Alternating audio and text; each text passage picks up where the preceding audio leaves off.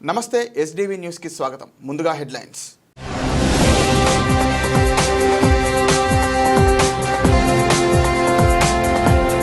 రైతుల కష్టాలను పట్టించుకొని కూటమి ప్రభుత్వం వాళ్ళను పరామర్శించడానికి వెళ్తున్న వైఎస్ జగన్ మాత్రం అడ్డుకునే ప్రయత్నం చేస్తున్నారు. వైఎస్ఆర్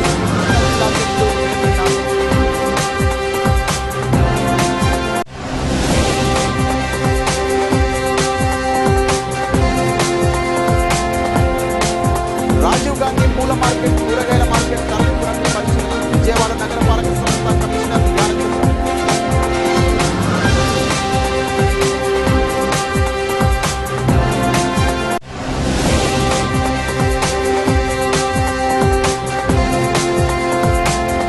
అమరావతి రాజధానిలోని ముందడరాజపాలెంలో ప్రధాని మోదీ శంకుస్థాపన చేసిన ప్రాంతాన్ని సందర్శించిన ఏపీసీసీ చీఫ్ నిర్మల.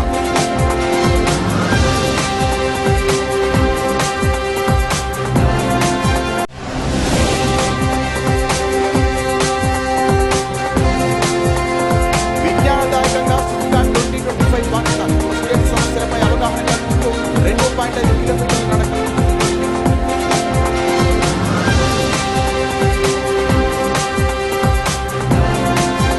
సంస్కరణల అమలు ద్వారా రాష్ట్రంలోని అన్ని వ్యవస్థలను గాడిలో పెట్టామని సీఎం చంద్రబాబు స్పష్టం చేశారు.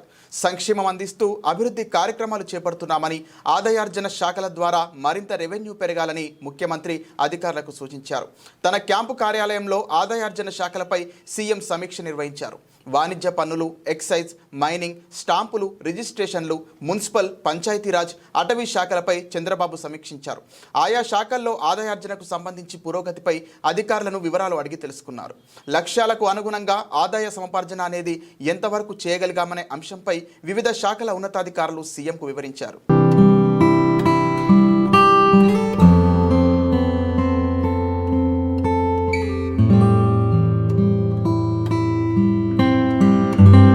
విజయవాడ నగరపాలక సంస్థ కమిషనర్ ధ్యానచంద్ర శుక్రవారం ఉదయం తన పర్యటనలో భాగంగా అజిత్ సింగ్ నగర్ ఎక్సెల్ ప్లాంట్ నందు పర్యటించి వన్ టౌన్ రాజీవ్ గాంధీ కూరగాయల మార్కెట్, పూల మార్కెట్, కూరగాయలను తరలించేందుకు ఎక్సెల్ ప్లాంట్ వద్ద గల స్థలాన్ని పరిశీలించారు.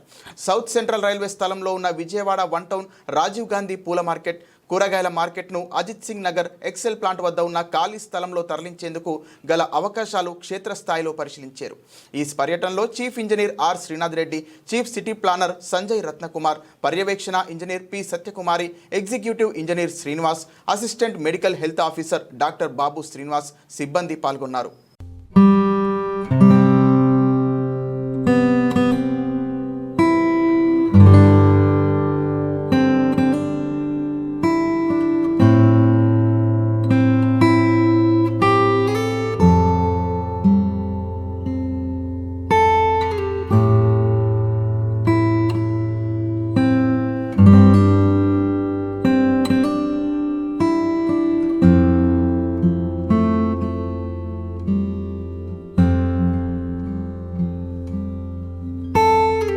కృష్ణా జిల్లా వ్యాప్తంగా డ్రోన్ కెమెరాలతో జల్లెడ పడుతూ ఎక్కడికక్కడ అసాంఘిక అడ్డుకట్ట వేస్తూ బహిరంగ ప్రదేశాలలో మద్యం సేవించి జూద కార్యకలాపాలు నిర్వహించిన ఆకతాయిల ఆటలకు కళ్ళెం వేస్తున్నారు కృష్ణా జిల్లా పోలీసులు. అందులో భాగంగా కూచిపూడి పోలీస్ స్టేషన్ పరిధిలోని బడ్లపెనుమర్రు గ్రామ పరిధిలో పేకాట ఆడుతున్నారని కూచిపూడి ఎస్ఐకి వచ్చిన విశ్వసనీయ సమాచారం మేరకు డ్రోన్ కెమెరాతో నిఘా ఏర్పాటు చేయగా పేకాట ఆడుతూ ఉన్న వారిని గుర్తించి వారిపై దాడి చేసి 7గురిని అదుపులోకి తీసుకొని వారి వద్ద నుండి 1430 నగదును స్వాధీనం చేసుకున్నారు.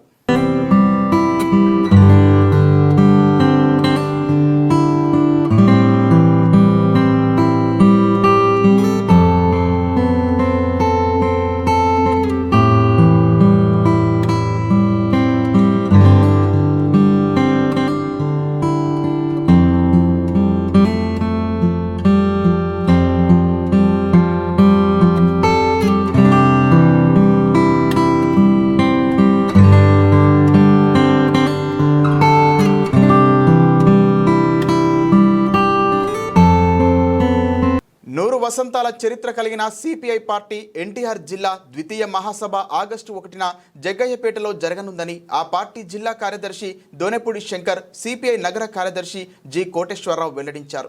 నగర ఎన్టీఆర్ జిల్లా ద్వితీయ మహాసభలో భవిష్యత్తులో ప్రజా సమస్యలపైన పోరాటాలకు సిద్ధమవుతోందని వెల్లడించారు.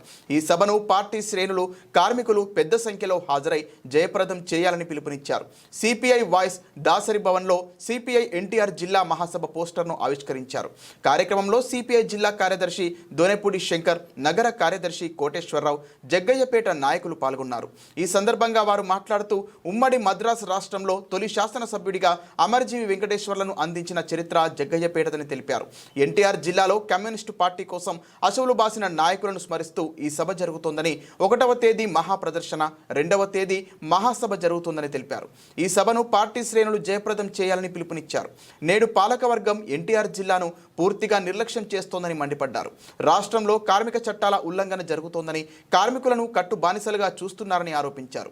ఎక్కడ చూసినా ఇసుక, మట్టి మాఫియా జరుగుతోందని, తద్వారా ఎన్టీఆర్ జిల్లా కాలుష్యం బారిన పడుతోందని ఆవేదన వ్యక్తం చేశారు. ఎన్టీఆర్ జిల్లా ద్వితీయ మహాసభలలో భవిష్యత్తులో ప్రజా సమస్యలపైన పోరాటాలకు సిద్ధమవుతోందని వెల్లడించారు. మహత్తర పోరాటాల చరిత్ర కలిగిన, 100 వసంతాల చరిత్ర కలిగిన భారత కమ్యూనిస్టు పార్టీ ఎన్టీఆర్ జిల్లా ద్వితీయ మహాసభలు విజయవాడ నగరంలో పురిటిగడ్డ జగ్గయ్యపేట ఒకనాడు తెలంగాణ సాయుధ పోరాటానికి ఆంధ్ర రాష్ట్ర ప్రాంతంలో ఉన్నప్పటికీ కూడా తెలంగాణ సాయుధ పోరాటానికి వీరోచితంగా నిలబడి పోరాటాన్ని సాధించినటువంటి ప్రాంతం జగ్గయ్యపేట. ఈ జగ్గయ్యపేటలో భారత కమ్యూనిస్ట్ పార్టీ సిపిఐ 2వ మహాసభ ఆగస్టు 1, 2 తారీఖుల్లో జరగబోతా ఉన్నాయి. 1వ తారీఖున వేలాది మందితోటి ప్రదర్శన, 2వ తారీఖున ప్రతినిధుల సభ. ఈ ప్రతినిధుల సభలో రాబోయేటటువంటి కాలంలో కేంద్ర రాష్ట్ర ప్రభుత్వాలు అనుసరించేటటువంటి ప్రజా వ్యతిరేక విధానాలు, ముఖ్యంగా కార్మికులు ఎక్కువగా ఉండేటటువంటి, కార్మిక రంగం ఎక్కువగా ఉన్నటువంటి జగ్గయ్యపేటలో నిర్వహించడం యొక్క ప్రాముఖ్యత ఏంటంటే, కేంద్ర ప్రభుత్వం ఈ రోజున 4 రకాలైనటువంటి కోడ్స్ తీసుకొచ్చి కార్మికుల యొక్క హక్కులను హరించేటటువంటి పద్ధతిలో అనుసరిస్తున్నటువంటి బీజేపీ విధానాలపైన, అలాగే ఈ రాష్ట్రంలో గత అసెంబ్లీ ఎన్నికల సందర్భంగా ప్రజలకు ఇచ్చినటువంటి, కూటమి ప్రభుత్వం ఇచ్చినటువంటి ప్రజల హామీలను నెరవేర్చేటటువంటి దశగా ప్రభుత్వం పైన ఒత్తిడి తీసుకొచ్చేటటువంటి క్రమంలో ఈ మహాసభల్లో చర్చిస్తాం. రాబోయేటటువంటి కాలంలో కమ్యూనిస్ట్ పార్టీని నిర్మాణాత్మకంగా ఈ 3 సంవత్సరాల మరలా 3 సంవత్సరాలకి నిర్మాణాత్మకంగా కమ్యూనిస్ట్ పార్టీని తీర్చిదిద్దేదానికోసం మహాసభల వేదికగా కాబోతా ఉన్నాయి.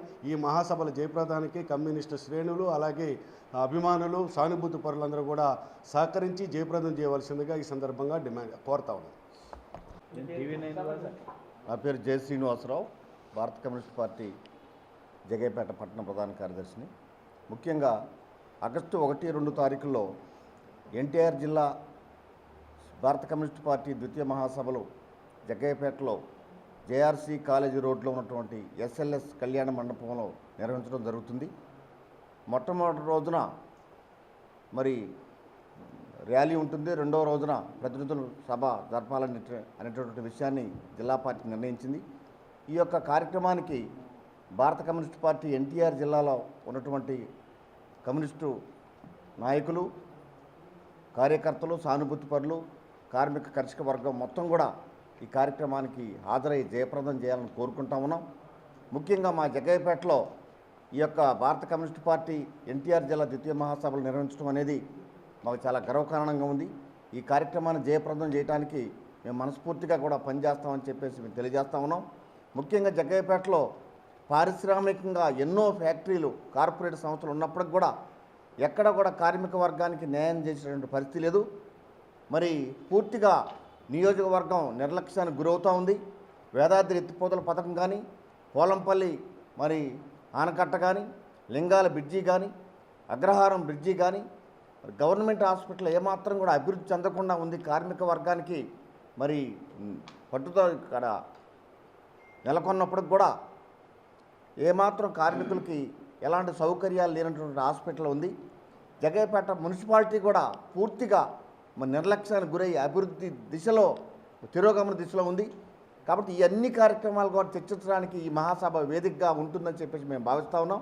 కాబట్టి ఈ కార్యక్రమాన్ని జయప్రదం చేయడానికి మరి ఇతోధికంగా సానుభూతి పరులు కానీ, కమ్యూనిస్టు నాయకులు కానీ, కార్మిక కర్షక వర్గాలు కూడా కార్మిక యొక్క జయప్రదం చేయడానికి సహాయం చేయవలసింది కోరుకుంటూ ఈ విజ్ఞప్తి. జగన్మోహన్ రెడ్డి చేతకాని పాలన వల్ల రాష్ట్రం అన్ని విధాలా సర్వనాశనం అయ్యిందని టీడీపీ సీనియర్ నాయకులు నాగుల్ మీరా ఆరోపించారు.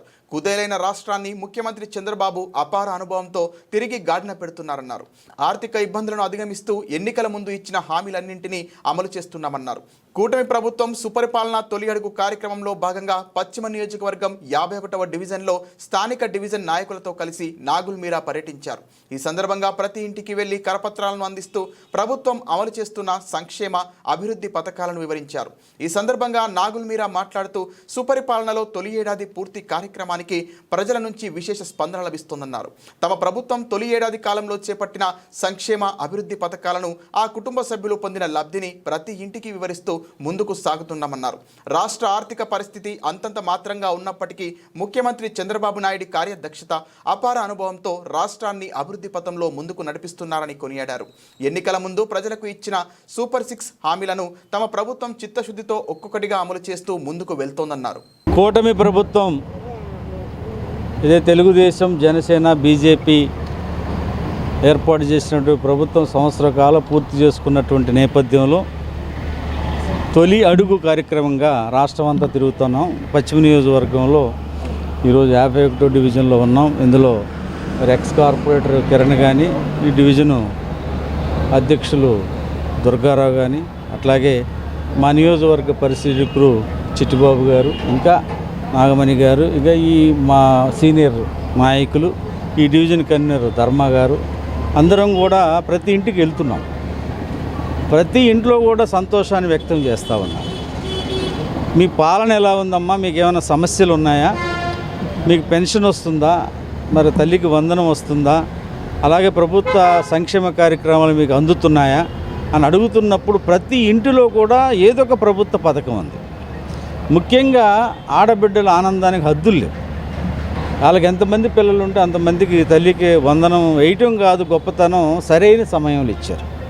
అంటే పిల్లల స్కూళ్ళు తెరిచేటప్పుడు వాళ్ళకి ఇవ్వటం వల్ల ఆ బిడ్డలకు ఫీజులు కానీ, లేకపోతే బట్టలు కానీ, స్కూల్ పుస్తకాలు కానీ, బ్యాగులు కానీ, బూట్లు కానీ అన్నీ కొనుక్కొని బిడ్డలు సంతోషంగా స్కూల్కి వెళ్తుంటే ఆ తల్లి కళ్ళల్లో ఆనందం కనపడుతూ ఉంది. గతంలో ఎంతమంది ఉంటే అంతమంది చెప్పిన జగన్ రెడ్డి కేవలం ఒక్కరికి ఇచ్చిన నేపథ్యంలో వాళ్ళు చంద్రబాబు నాయుడు గారు వాస్తవంగా రాష్ట్రం చాలా కష్టాల్లో ఉంది. ఆర్థికంగా చితికిపోయింది.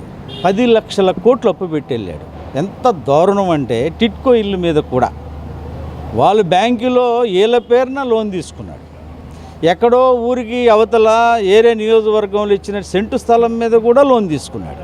వాళ్ళు ప్రశ్నిస్తున్నారు, అయ్యా జగన్ చేసిన పాపానికి మేము బలైపోయాము, బ్యాంకులు వాళ్ళు వచ్చి మమ్మల్ని అడుగుతున్నారు లోన్లు కట్టమని, మేము లోన్లు తీసుకోలేదు కానీ ప్రభుత్వం తీసుకుందంట, జగన్ తీసుకున్నాడంట అని. అంటే ఎంత దుర్మార్గమైనటువంటి చర్య అండి ఇది. పేద వర్గాల జీవితాలతో ఆడుకున్నటువంటి వ్యక్తి కాబట్టే ఇవాళ కేవలం 11 సీట్లకే పరిమితం చేశారు. కూటమికి 164 సీట్లు ఇచ్చారు. ఇంకా ప్రగల్భాలు పలుకుతూ ఉన్నారు. ఇవాళ ప్రజలు అసహించుకుంటున్నారు. గత ప్రభుత్వం కంటే ఇవాళ బ్రహ్మాండంగా ఉంది చంద్రబాబు గారి నాయకత్వంలో ప్రభుత్వం అని చెప్తా ఉన్నారు. కాబట్టి ఇవాళ మేము వచ్చింది ఏంటంటే సంవత్సర కాలంలో ఏం చేసాం, రానున్న రోజులు ఏం చేయబోతున్నాం. ఇవాళ చంద్రబాబు నాయుడు గారు అమరావతిని శరవేగంతో పూర్తి చేయబోతున్నాం. అమరావతి వల్ల పేదవాడికి లాభం ఏంటి, మధ్యతరగతివాడికి లాభం ఏంటంటే కష్టపడి చదువుకుంటున్న బిడ్డలకు ఉద్యోగ అవకాశాలు వస్తాయి. పక్కనే ఉన్నటువంటి విజయవాడకి మరి జీవన పరిణామాలు పెరుగుతాయి, వ్యాపారాలు పెరుగుతాయి. అంతేకాకుండా ఇవాళ రాజధాని వల్ల రాష్ట్రానికి గణనీయమైన ఆదాయం వస్తుంది. దానివల్ల చంద్రబాబు నాయుడు గారి ఆలోచన ఎప్పుడు ఎలా ఉంటుందంటే సంపదను సృష్టించాలి, ఆ సంపదని పేద బడుగు బలైన వర్గాలకి సంక్షేమానికి ఇవ్వాలి, రాష్ట్ర అభివృద్ధి జరగాలి, పేదవాళ్ళకి మౌలిక సదుపాయాలు సమకూర్చాలన్నటువంటి ఆయన తపనకి, ఆయన ఈ వయసులో పడుతున్నటువంటి కష్టానికి ఈరోజు ప్రజలు చాలా ఆనందంగా నైతికంగా మేము చంద్రబాబు గారి వెంట ఉన్నాం. చంద్రబాబు గారి పాలన బాగుంది, మాకు ఏ సమస్యలు లేవు, గతం కంటే బాగుంది అన్నప్పుడు మాకు చాలా ఆనందంగా ఉంది. ఎందుకంటే ప్రజలు మా మీద నమ్మకంతో పశ్చిమ నియోజకవర్గంలో గౌరవ శాసనసభ్యులు సుజనా చౌదరి గారికి 47,000 ఇచ్చారు. గౌరవ పార్లమెంటు సభ్యులు చిన్ని గారికి 57,000 ఇచ్చారు. ఈ గణనీయమైనటువంటి మెజారిటీ వచ్చినటువంటి ఈ నియోజకవర్గంలో ఏ సమస్యలు లేకుండా ప్రత్యేకంగా చిన్ని గారు కూడా ఇక్కడ మరి ఆఫీస్ ప్రారంభించి ప్రజలకు దగ్గరగా ఉండాలని, అలాగే సుజనా చౌదరి గారు కూడా ఆఫీసు ప్రారంభించి 2 తలుపులు ఎప్పుడు 24 గంటలు ఎమ్మెల్యే గారి ఆఫీస్ తలుపు కానీ ఎంపీ గారి ఆఫీస్ తలుపు కానీ తెరుస్తుంటే ఏ సమస్య వచ్చినా చెప్పండి. స్థానికంగా మేము నాయకులుగా ఉన్నాం, తప్పనిసరిగా ప్రజల పక్షాన ఉంటాం, ప్రజా సమస్యలు పరిష్కరిస్తాం. జై తెలుగుదేశం. ఓకే. తెలుగు ప్రజల ఆరాధ్య నాయకుడు నారా చంద్రబాబు నాయుడు గారు 4వసారి ముఖ్యమంత్రి అయ్యి తొలి సంవత్సరం పూర్తి చేసుకున్న సందర్భాన్ని పురస్కరించుకొని మా కేంద్ర పార్టీ కార్యాలయం ఇచ్చిన షెడ్యూల్లో భాగంగా సుపరిపాలనలో తొలి అడుగు కార్యక్రమం విజయవాడ పశ్చిమ నియోజకవర్గం 51వ డివిజన్లో ప్రారంభించడం జరిగింది. ప్రజల నుండి అనూహ్య స్పందన కనపడతా ఉంది. ప్రభుత్వం పట్ల ప్రభుత్వం చాలా బాధ్యతగా వ్యవహరిస్తుందని, ముఖ్యమంత్రి చంద్రబాబు నాయుడు గారు పేదల పట్ల చాలా మంచి సహృదయంతో ఉన్నారని చెప్పి స్వాగతం పలుకుతున్న పరిస్థితి ఉంది. ఇప్పుడున్న పెన్షన్ విధానం ఎలా ఉంది, గతంలో ఉన్న పెన్షన్ విధానం ఎలా ఉంది, 250 రూపాయలు పెంచడానికి సంవత్సర కాలం తీసుకున్న గత ముఖ్యమంత్రి జగన్మోహన్ రెడ్డి అయితే ప్రస్తుత ముఖ్యమంత్రి ఏకబిగిన 1000 రూపాయలు పెంచి అందిస్తున్నారని చెప్పి ప్రజలే మాకు తెలియజేస్తూ ఉన్న పరిస్థితి ఉంది. ముఖ్యంగా అమ్మఒడి ఎంతమంది పిల్లలైతే ఉన్నారో అంతమంది పిల్లల్ని బడికి పంపిస్తే 15,000 ఇస్తానని చెప్పిన జగన్మోహన్ రెడ్డి మాట తప్పాడు. కానీ మన ముఖ్యమంత్రి చంద్రబాబు నాయుడు గారు ఎంతమంది పిల్లలైతే ఉన్నారో అందరికీ చదివించాలన్న సదుద్దేశంతో 15,000 ఇస్తున్నారని చెప్పి, ఎంతమంది పిల్లలు ఉంటే అంతమందికి ఇస్తున్నారని చెప్పి ప్రజలే స్వచ్ఛందంగా వచ్చి చెబుతున్న పరిస్థితి. ఇవి కాకుండా ఈ డివిజన్లో కానీ, ఈ నియోజకవర్గంలో కానీ, రాష్ట్రంలో కానీ ఇంకేం సమస్యలు ఉన్నాయో తెలుసుకోవటానికి కూడా మాకు ఈ సుపరిపాలనలో తొలి అడుగు అనేది ఒక మంచి వేదిక అయింది. ప్రజలకు కూడా వాళ్ళ సమస్యలు చెప్పడానికి ఇది ఒక మంచి వేదికలాగా ఉపయోగించుకోవాలని చెప్పి రాష్ట్ర ప్రజలకి, ముఖ్యంగా ఈ నియోజకవర్గ ప్రజలకి విజ్ఞప్తి చేస్తూ ఉన్నాం. దుర్గారావు 57వ డివిజన్ ప్రెసిడెంట్.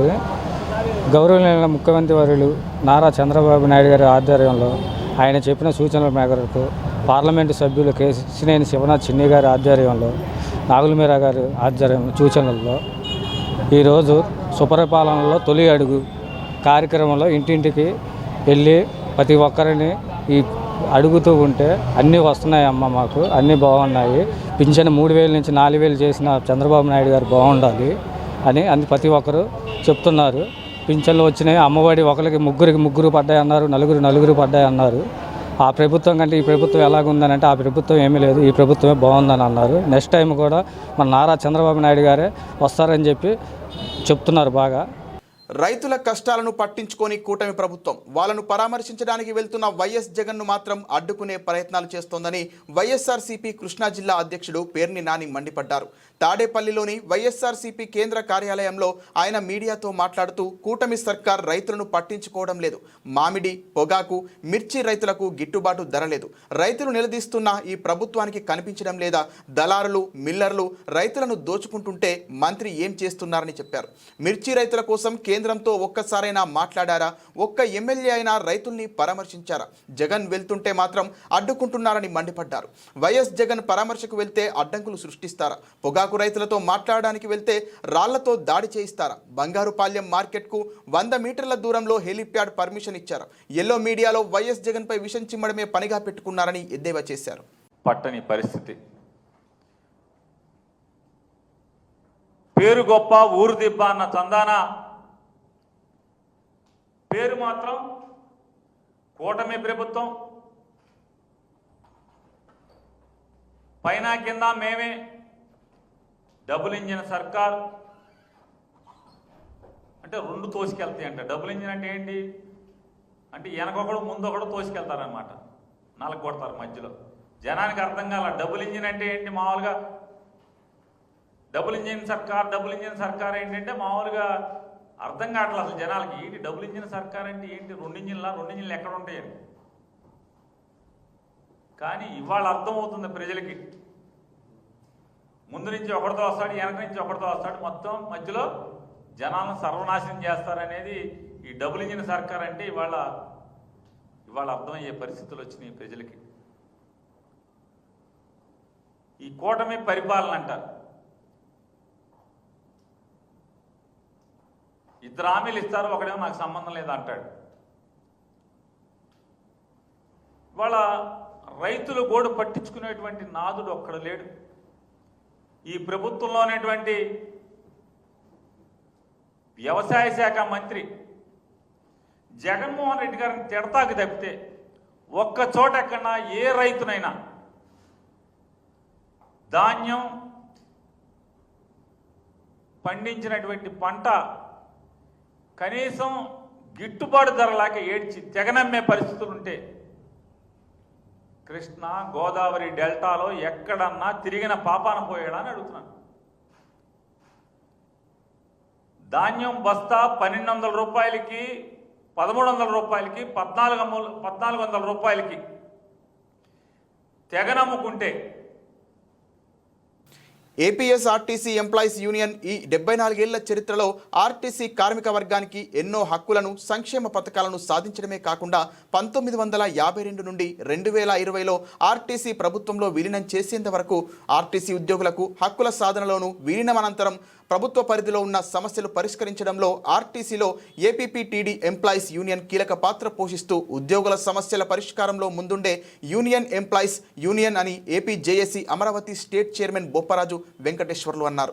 ఎంప్లాయీస్ యూనియన్ 74వ ఆవిర్భావ దినోత్సవ వేడుకలు ఘనంగా నిర్వహిస్తూ కేక్ కట్ చేసి స్వీట్లు పంపిణీ చేస్తూ బాణసంచాలు కాలుస్తూ ఘనంగా ప్రారంభించారు. ఏపీఎన్బీఎస్ బస్టాండ్ వద్ద విజయవాడ డిపో వద్ద ఎంప్లాయీస్ యూనియన్ 74వ ఆవిర్భావ దినోత్సవ వేడుకలు ఘనంగా నిర్వహిస్తూ కేక్ కట్ చేసి స్వీట్లు పంపిణీ చేస్తూ బాణసంచాలు కాలుస్తూ ఘనంగా ప్రారంభించారు. ఈ కార్యక్రమంలో ముఖ్య అతిథిగా పాల్గొన్న AP JAC Amaravati cake cut చేసిన అనంతరం చైర్మన్ బొప్పరాజు మాట్లాడుతూ ఆర్టీసీని విలీనం చేయాలని ఎంప్లాయీ యూనియన్ చేసిన డిమాండ్ మేరకే గత ప్రభుత్వం ఆర్టీసీని విలీనం చేసింది. అయితే విలీనంతో ఆర్టీసీ ఉద్యోగులకు ఉన్న కొన్ని రాయితీలు, incentive schemes, over time duty నిలిచిపోవడం, కార్మిక నియామకాలు నిలుపుదల ఇవన్నీ జరిగాయి. వీటన్నిటిని AP JAC Amaravati employees union ఆధ్వర్యంలో గత ప్రభుత్వం హయాంలోనే 92 రోజులు ఉద్యమం చేసి సాధించుకోవడం జరిగింది. ముందుగా మీడియా మిత్రులందరికీ కూడా ఏపీ జేఏసీ అమరావతి అదేవిధంగా ఏపీపీటీడీ ఎంప్లాయీస్ యూనియన్ పక్షాన అందరికీ నమస్కారాలు తెలియజేస్తూ, ఆర్టీసీ ఎంప్లాయీస్ యూనియన్ అంటే ఇప్పుడు ఏపీపీటీడీ ఎంప్లాయీస్ యూనియన్ 74 వసంతాలు పూర్తి చేసుకున్న సందర్భంగా ఈరోజు రాష్ట్రంలో ఉన్నటువంటి ప్రతి ఏపీపీటీడీ ఎంప్లాయీకి కూడా ఏపీ జేఏసీ అమరావతి పక్షాన 74వ దినోత్సవ శుభాకాంక్షలు తెలియజేస్తూ, గతంలో ప్రభుత్వ విలీనం కాకముందు ఆర్టీసీ ఎంప్లాయీస్ యూనియన్ చేసినటువంటి చరిత్ర, ఉద్యమ చరిత్ర, ఆనాటి నాయకులు చేసినటువంటి చరిత్ర ఏ ఒక్క పీటీడీ ఎంప్లాయీస్ యూనియన్ ఉద్యోగి కూడా మర్చిపోలేడు. ఉద్యోగుల ప్రయోజనాలే కాకుండా ఆర్టీసీ సంస్థని కాపాడుకునే దానికి కూడా ఉద్యమాలు చేసిన చరిత్ర ఆర్టీసీ ఎంప్లాయీస్ యూనియన్ది, అంటే ఇప్పుడు ఏపీపీటీడీ ఎంప్లాయీస్ యూనియన్ది. మరి అటువంటి సుదీర్ఘమైనటువంటి చరిత్ర కలిగినటువంటి ఎంప్లాయీస్ యూనియన్ ప్రభుత్వ పరం చేసిన తర్వాత ఏపీపీటీడీ ఎంప్లాయీస్ యూనియన్గా రూపాంతరం చెందిన తర్వాత ఇప్పుడు వస్తున్నటువంటి అనేక విలీనం అనంతరం వచ్చినటువంటి అనేక సమస్యల్ని పరిష్కరించటంలో కూడా అగ్రస్థానంలో ఉంది ఏపీపీటీడీ ఎంప్లాయీస్ యూనియన్ మాత్రమే. ఏపీఎస్ఆర్టీసీలో పనిచేస్తున్నటువంటి ఉద్యోగులందరికీ ఏపీఎస్ఆర్టీసీ ఎంప్లాయీస్లను ఏర్పడి 74వ సంవత్సరాలు అడుగుడిన సందర్భంగా అందరికీ ఆవిర్భావ దినోత్సవ శుభాకాంక్షలు ముందుగా తెలియజేస్తున్నాం. ఈరోజు విజయవాడలో బొప్పరాజు గారి నాయకత్వంలో ఇవాళ ఏపీఎస్ఆర్టీసీ ఎంప్లాయీస్ రాష్ట్ర కమిటీగా ఇవాళ ఆవిర్భావ దినోత్సవ కార్యక్రమం జరుపుకోవడం జరిగింది. ప్రధానంగా ఈ 74 సంవత్సరాల చరిత్రలో ఆర్టీసీ ఉద్యోగుల హక్కుల సాధన కోసం కానీ, సంస్థ పరిరక్షణ కోసం కానీ నిరంతరం పోరాడే సంఘం ఒక ఎంప్లాయీస్ యూనియన్ గర్వంగా చెప్పగలం. ప్రస్తుతం విలీనం తర్వాత కూడా వస్తున్నటువంటి సమస్యలని ఒక్కొక్కటిగా అటు ప్రభుత్వంతో ఏపీ జేఏసీ అమరావతి అనుసంధానం చేసుకుంటూ, ఇటు ఆర్టీసీ యాజమాన్యంతో విసిఎన్ఎండి గారితో అనుసంధానం చేసుకుంటూ రెండు వైపులో కూడా సమస్యలు పరిష్కరిస్తున్నది, కార్మిక వర్గానికి అందుబాటులో ఉంటుంది ఏపీఎస్ఆర్టీసీ ఎంప్లాయీస్ చెప్పేసి సందర్భంగా విజ్ఞప్తి చేస్తూ, ఇవాళ ఆర్టీసీలో ఉన్నటువంటి ఉద్యోగుల హక్కులకి నిరంతరం ఏపీఎస్ఆర్టీసీ ఎంప్లాయీస్ని పోరాటం చేస్తుంది. భవిష్యత్తులో కూడా అదే దిశలో పోరాటం చేస్తామని చెప్పి సందర్భంగా తెలియజేస్తూ ఇవాళ ప్రభుత్వం మహిళలకి ఆగస్టు 15 నుంచి సూపర్ 6 హామీల్లో భాగంగా ఉచిత బస్సు ప్రయాణాన్ని ప్రవేశపెట్టాలని ఆలోచన చేసింది. దాన్ని ఏపీఎస్ఆర్టీసీ ఎంప్లాయీస్గా హృదయపూర్వకంగా స్వాగతిస్తున్నాం. ఆ స్కీమ్ సక్సెస్ అవ్వాలని కూడా కోరుకుంటున్నాం. అయితే ప్రభుత్వానికి ఇప్పటికే ఆర్టీసీ ఎంప్లాయీస్ని ఒక విజ్ఞప్తి చేయడం జరిగింది. ఇవాళ 40 లక్షల మంది ప్రయాణికులు రోజుకు ప్రయాణం చేస్తూ ఉంటే ఇవాళ 11,000 బస్సులు 45,000 మంది సిబ్బంది ఉన్నారు. ఫ్రీ బస్ ఇచ్చిన తర్వాత 88 లక్షల పైబడి ప్రయాణికులు బస్సుల్లో ప్రయాణం చేస్తారని అంచనా వేశారు. కాబట్టి అంటే మరో 11,000 మంది బస్సులు, మరో 45,000 మంది ఉద్యోగుల అవసరత ఉంది. అయినప్పుడు కూడా ఇప్పటికిప్పుడు అమరావతి రాజధానిలోని ఉద్దండరాయునిపాలెంలో ప్రధాని మోదీ శంకుస్థాపన చేసిన ప్రాంతాన్ని సందర్శించిన ఏపీసీసీ చీఫ్ షర్మిల 2015లో ప్రధాని శంకుస్థాపన చేసిన ప్రాంతం మట్టి కొట్టిపోయింది. దీనిని గుర్తు చేద్దామని కాంగ్రెస్ వచ్చింది. మోదీ రెండోసారి రావడం చాలా ఎబ్బెట్టుగా ఉంది. రాత్రి పడిన గోతిలో చంద్రబాబు పగలు పడుతున్నారు. కొత్త రాజధాని కావాలని చంద్రబాబు భూములు సేకరించాలని 54,000 ఎకరాలలో కడతానన్నారు. సింగపూర్, జపాన్, ఇస్తాంబుల్ లాంటివి చెప్పారు. ఇక్కడ చూస్తే పిచ్చి మొక్కలున్నాయి. అభివృద్ధి, ఇన్ఫ్రాస్ట్రక్చర్ లేదు. భూములు ఇచ్చిన రైతుల పరిస్థితి అసలేం లేకుండా పోయింది. వ్యవసాయ కూలీలుగా బ్రతికిన వారికి 5,000 పెన్షన్ అని చెప్పి ఇవ్వడం లేదు. 33,000 ఎకరాలు రైతుల నుంచి తీసుకున్నారు. 20,000 ఎకరాలు ప్రభుత్వ భూమి. అమరావతి నిర్మాణం ఖర్చు 70,000 కోట్లు దాటింది. 53,000 కోట్ల పనులకు ఆమోదం తెలిపారు. ఇక్కడ అమరావతిలో ప్రధానమంత్రి గారు 2015లో స్వయంగా వచ్చి శంకుస్థాపన చేసి శిలాఫలకం ఆవిష్కరించి మన నోట్లో ఎలా మట్టి కొట్టిపోయారో మళ్ళొకసారి గుర్తు చేసుకుందామని ఈరోజు కాంగ్రెస్ పార్టీ ఇక్కడికి రావటం జరిగింది. 15 సంవత్సరాలు అయిపోయింది. శిలాఫలకం మీద ఇది వరకు ఆడ కూర్చొని డేట్ హైలైట్ చేయడానికని 2015లో ప్రధానమంత్రి గారు స్వయంగా వచ్చి శిలాఫలకం ఆవిష్కరించడం, తట్టడు మట్టి తేవడం, ఆంధ్ర రాష్ట్ర ప్రజల నోట్లో కొట్టడం ఇవన్నీ జరిగాయి. 10 సంవత్సరాలు అయిపోయింది. 2025లో ఉన్నాం. మొన్న మోడీ గారు మళ్ళీ వచ్చారు. మళ్ళీ పెద్ద పెద్ద మాటలు చెప్పారు, ఆవిష్కరణలు చేశారు, శంకుస్థాపనలు చేశారు. మళ్ళీ సేమ్ సీన్ రిపీట్. వినడానికి చూడ్డానికి కూడా చాలా అసహ్యంగా ఉన్నింది. మోడీ గారు తాను వేసిన శిలాఫలకాన్ని మర్చిపోయి 10 సంవత్సరాలు దాటిపోయాక మళ్ళీ వచ్చి మళ్ళీ అదే సీన్ రిపీట్ చేయడానికి మోడీ గారికి ఎలా ఉన్నిందో కానీ ఆంధ్ర రాష్ట్ర ప్రజలకు మాత్రం చాలా ఇబ్బెట్టుగా మళ్ళీ ఈయనను నమ్మొచ్చా, మళ్ళీ చంద్రబాబు గారు ఏ బేసిస్ మీద నమ్ముతున్నారు, రాత్రి పడ్డ గోయిలోనే మళ్ళీ చంద్రబాబు గారు పగలు పడుతున్నారు అని అభిప్రాయంలో ఆంధ్ర రాష్ట్ర ప్రజలు ఉన్నారు. రాష్ట్రం ఏర్పాటైన తర్వాత సేకరించిన దానికే ఇప్పటి వరకు దిక్కులేదు. 3 సంవత్సరాల్లో కడతామని ఇప్పుడు ఏదైతే చంద్రబాబు గారు అంటున్నారో ఇదే డైలాగు చంద్రబాబు గారు సేమ్ సీన్ 2015లో కూడా చెప్పారు, 3 ఏళ్లలో కట్టేస్తాను నేను రాజధాని అని. మరి 3 ఏళ్లలో మీరు ఎందుకు కట్టలేదండి? మీరే కదా ముఖ్యమంత్రిగా ఉన్నారు 2019 వరకు. మరి 3 ఏళ్లలో కడతామన్న వాళ్ళు 3 ఏళ్లలో మీరు రాజధాని ఎందుకు కట్టలేదు? ఇప్పుడు మళ్ళీ 2025లో మళ్ళీ సేమ్ డైలాగ్, సేమ్ సీన్, 3 ఏళ్లలో కట్టేస్తాడట. మీరు ఏం కడతారో మాకు తెలియదు, కానీ అదనంగా ఇంకో 35,000 లేదా 40,000 లేదా 20,000 ఏదో వివిధ ఛానళ్లలో వివిధ రూపాలలో అనేక నంబర్లు వినిపిస్తున్నాయి. అదనంగా భూసేకరణ చేయాలనుకుంటున్నారని మాత్రం అర్థమవుతుంది. నారాయణ గారు కూడా చెప్పారు, ఇది చాలా అన్యాయం, ఇది చాలా చాలా అన్యాయం. దీంట్లో మళ్ళీ చెప్పడం ఏమిటంటే 5,000 ఎకరాలు దాంట్లో ఎయిర్పోర్ట్కే కావాలట. ఎయిర్పోర్టుకు దేనికి కావాలండి? ఆల్రెడీ గన్నవరం ఎయిర్పోర్ట్ మంది ఒకటి ఉంది, అది సిఆర్డిఏ కిందకే పరిధిలోకే వస్తుంది. మరి ఆ ఎయిర్పోర్ట్ని ఏం చేద్దాం అనుకుంటున్నారు? మనకి 5,000 ఎకరాలలో ఎయిర్పోర్టు కావాలని చంద్రబాబు గారు అంటున్నారే, వాస్తవంగా నిజానికి ఆంధ్రప్రదేశ్కి అమరావతికి అంత బిజినెస్ ఉందా? అంత బిజీనెస్ ఉందా? అంత బిజీనెస్ ఉందా? వాస్తవంగా అడుగుతున్నాం. ఒక్క ఇంటర్నేషనల్ ప్లేన్ అయినా ఇప్పుడున్న గన్నవరం ఎయిర్పోర్ట్కి వస్తుందా? కనీసం ఒక మామూలు ప్లేన్ అయినా వస్తుందా? ఇప్పుడు వచ్చేవన్నీ ఏటీఆర్లే, చిన్న ప్లేన్లు, అవేవో బొమ్మ ప్లేన్లు ఉన్నట్టుంటాయి. అదేదో మనుషులు కూడా ప్లేన్లు, అసలు హ్యూమన్ రైట్స్ ప్రకారం మనుషులు కూర్చోకూడదు ఆ ప్లేన్లలో. కనీసం మనిషి కూర్చుంటే కాలు మీద కాలు వేసుకొని కూర్చోడానికి కూడా లేదు ఆ ప్లేన్లలో. అలాంటి ప్లేన్లు వస్తున్నాయి ఇప్పుడు. అలాంటి ప్లేన్లు వస్తున్న ఆ ఎయిర్పోర్ట్ ఎక్స్పాన్షన్ ప్లానే ఇంకా పెండింగ్లో ఉంది.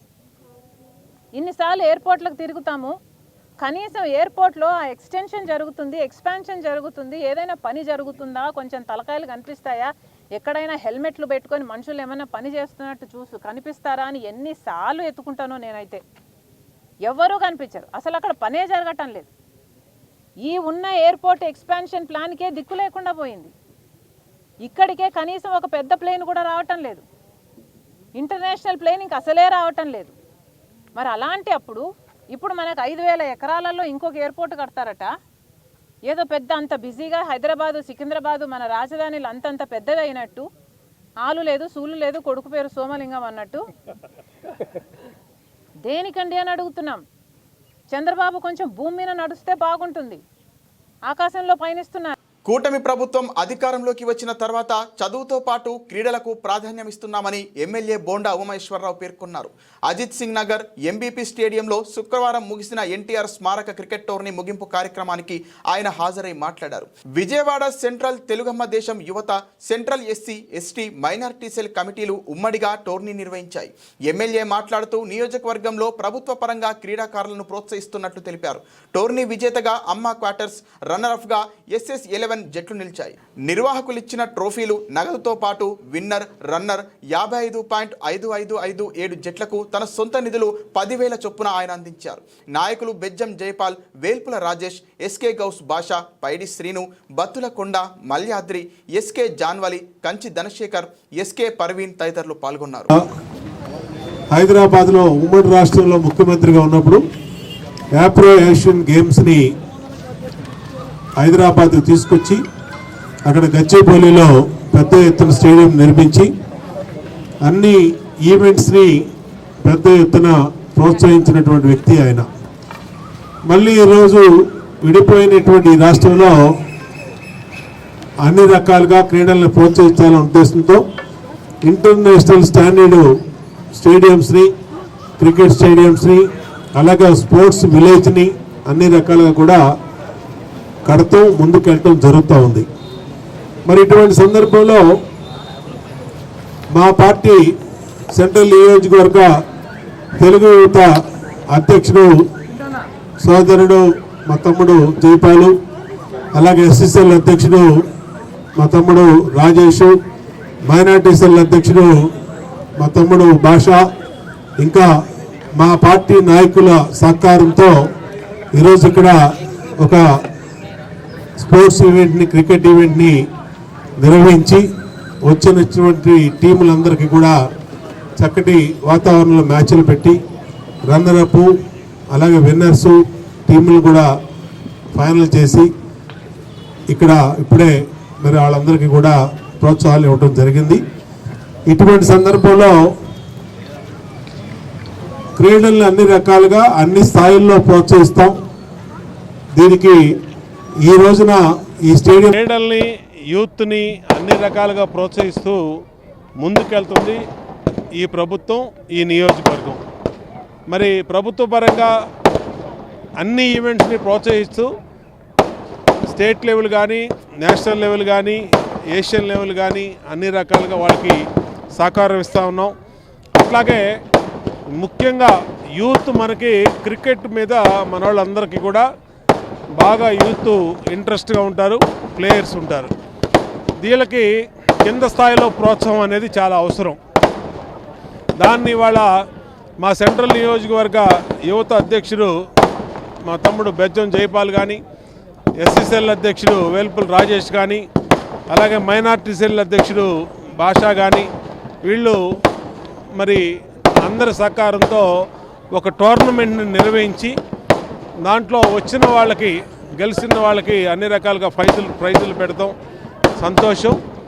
మేము అన్ని రకాలుగా అన్ని ఈవెంట్స్, క్రికెట్ వాళ్ళే కాదు మిగతా ఈవెంట్స్ కూడా అండగా ఉంటాం.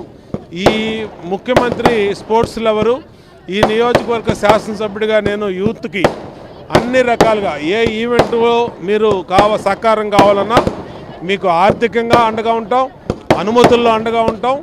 ఆ ఈవెంట్లని ఇక్కడ జరిపించి అన్ని రకాలుగా మిమ్మల్ని ప్రోత్సహిస్తామని చెప్పి పాల్గొన్నటువంటి ప్రతి team గెలిచినట్టే.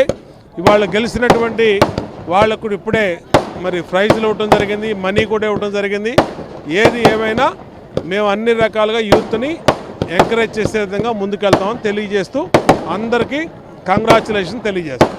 Vijayawada association of genito urinary surgeons ఆధ్వర్యంలో ప్రశాంత్ హాస్పిటల్ కేంద్రంగా నిర్వహిస్తున్న సుజికాన్ 2025లో శనివారం ఓ విభిన్న ఘట్టం ఆవిష్కృతమైంది. ప్రొస్టేట్ సమస్యలపై ప్రజలకు అవగాహన కల్పిస్తూ వాకథాన్ నిర్వహించారు. ఎయిమ్స్ నుంచి సీకే కన్వెన్షన్ వరకు మొత్తం 2.5 కిలోమీటర్లు సాగిన ఈ యాత్ర విజ్ఞానదాయకంగా జరిగింది. ఈ వాకథాన్ను AIIMS executive director professor Amarnath Singh, ASU president doctor Chengal Rayan జెండా ఊపి ప్రారంభించారు. ఈ సందర్భంగా SUGICON 2025 organising chairman doctor CV Satish Kumar, organising secretary doctor Dheeraj Kasaraneni మీడియాతో మాట్లాడుతూ 36వ సదరన్ యూరాలజిస్ట్ అసోసియేషన్ వార్షిక సదస్సు సుజికాన్ 2025 యూరాలజీ చికిత్సా రంగంలో కీలక మైలురాయిగా నిలిచిపోతుందని అన్నారు. దేశంలోని వివిధ రాష్ట్రాలకు చెందిన దాదాపు 1000 మంది యూరాలజిస్టులు ప్రతినిధులు ఈ సదస్సుకు హాజరయ్యారని తెలిపారు. కార్యక్రమంలో Prashant hospital chairman doctor K Prashant Kumar Kasaraneni, కోశాధికారి doctor G Ajay Kumar, scientific committee in charge doctor P Sriman Narayana, సోగస్ ఏపీ తెలంగాణ కార్యదర్శి డాక్టర్ జి శ్రీనివాసరావు, వాగస్ అధ్యక్షుడు doctor G Ravishankar, SUGICON 2025 chief patron doctor C Nageswararao తదితరులు పాల్గొన్నారు. Increasing in size. Some of them it will produce symptoms, some of them it might not produce symptoms. Now this is very important because if it doesn't produce symptoms, you need a screening with a neurologist. If it produces symptoms, obviously you'll be there to a doctor. You may have a difficulty in passing urine. You may feel there is a difficulty in initiating to pass an urine. Or there are times you might feel that when I was very young, I was passing urine very comfortably. Nowadays I am not. And there is a chance that you might get up in the night also. You may have an urgency to pass urine. Now these are symptoms which say there is something happening in your urinary passage. There is something blocking your passage, something giving trouble in your passage. This is something which will have to make you go to a doctor, preferably a neurologist. Now this is the awareness which we want to give it to you. Prasad hospital వారు నిర్వహించినటువంటి health కార్యక్రమం గురించి, మనకున్నటువంటి doctors ఆరోగ్యం గురించి ఎంతో శ్రద్ధగా చెప్పారు. అది కూడా మన వాకర్స్లో ముందు ముఖ్యంగా వాకింగ్ చేస్తూ ఆరోగ్యాన్ని అలవాట్లు ముఖ్యంగా కాపాడుకోవాలని వాకర్ సోదరులందరికీ కూడా మరీ మనవి చేస్తూ ఈ అవకాశం ఇచ్చిన Prashant hospital. It's a great honor to be here, and I'm very happy that South Zone Urologist organization, you are organizing this so important conference as well as awareness campaigns about the prostate enlargement of particularly PPAs and the symptoms, so that you can create the awareness among the public so that they can come for early screening. That's that. I just want to congratulate the president and organizers and the Bhargava also and all of you. All the best. నమస్తే అండి. ఈరోజు మన Mangalagiri AIIMS నుంచి CK convention వరకు దాదాపుగా ఒక 200 మంది ఈ పీపీహెచ్ అవేర్నెస్ వాకథాన్లో పాల్గొనడం జరిగింది. ఇది సుజికాన్ 2025 అంటే 36వ annual conference association of southern urology అని సౌత్ ఇండియాలో మొత్తం యూరాలజిస్టులందరూకి ఉండే అసోసియేషను. దానికి సంబంధించిన యాన్యువల్ కాన్ఫరెన్స్ భాగంగా ఈ బీపీహెచ్ అవేర్నెస్ ప్రోగ్రామ్ అనేది పెట్టడం జరిగింది. దీంట్లో ఇండియాలో అన్ని చోట్ల నుంచి వచ్చిన యూరాలజిస్టులు, అట్లాగే మంగళగిరి వాకర్స్ అసోసియేషను మరియు 50 ఏళ్ళు పైగా ఉన్న ఇతర వాకర్సు, అట్లాగే లయన్స్ క్లబ్ విజయవాడ మెంబర్సు పాల్గొనడం జరిగింది. ఈ కాన్ఫరెన్స్ ఒక ప్రత్యేకం ఏంటంటే సుజికోన్ 2025 దాదాపుగా 1000 మంది యూరాలజిస్టులు ఇండియా నలుమూలల నుంచి ఈ కాన్ఫరెన్స్కి అటెండ్ అవ్వడం జరిగింది.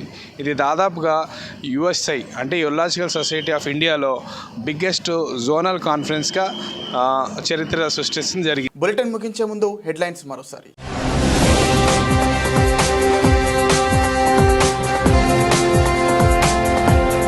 రైతుల కష్టాలను పట్టించుకొని కూటమి ప్రభుత్వం వాళ్ళను పరామర్శించడానికి వెళ్తున్న వైఎస్ జగన్ మాత్రం అడ్డుకునే ప్రయత్నం చేస్తున్నారు. వైఎస్ఆర్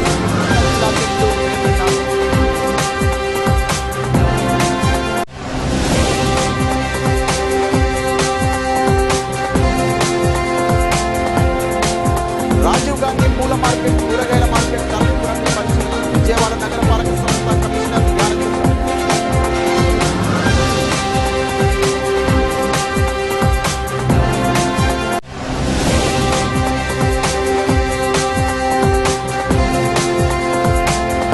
అమరావతి రాజధానిలోని ఉత్తరరాజపాలెంలో ప్రధాని మోదీ శంకుస్థాపన చేసిన ప్రాంతాన్ని సందర్శించిన ఏపీసీసీ చీఫ్ షర్మిల.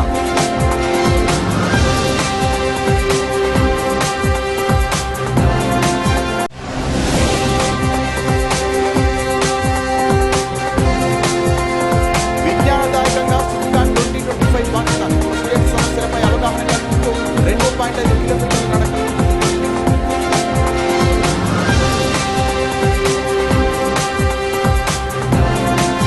ఇది ఇవాల్టి బులెటిన్. మరిన్ని వార్తల సమాహారంతో మళ్ళీ కలుద్దాం. నమస్తే.